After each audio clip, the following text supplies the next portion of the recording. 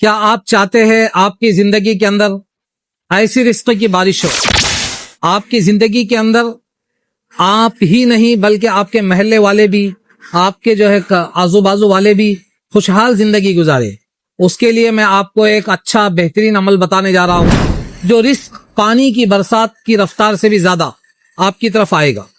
ایک صحابی رسول اللہ کے نبی جناب محمد رسول اللہ صلی اللہ علیہ وسلم کی خدمت میں حاضر ہوئے اور کہا کہ یا نبی اللہ، میں بڑا پریشان ہوں۔ تو اللہ کے نبی صلی اللہ علیہ وسلم نے ان کو ایک ایسا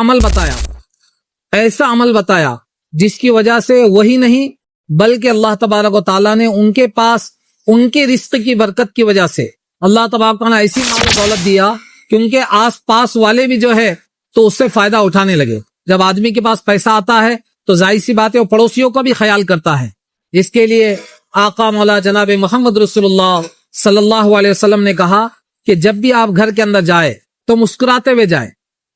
اپنی بیوی کو دیکھ کر مسکرائیں اور سلام کریں، اور اس کے بعد صحیح طریقہ یہ ہے کہ آپ ایک مرتبہ سورہ فاتحہ پڑھیں، ایک مرتبہ سورہ اخلاص پڑھیں، اس کے بعد آپ جو ہے تو ایک مرتبہ درود شریف پڑھ لیں۔ یہ آگے پیچھے بھی ہوا تو کوئی مسئلہ نہیں، انشاءاللہ اتنی آپ کو اندر برکت ہوگی، اتنا جو ہے پیسہ آئے گا، ایسی برسات، ایسا پانی جو ہے، ایسا جو ہے تو پیسوں کی جو ہے تو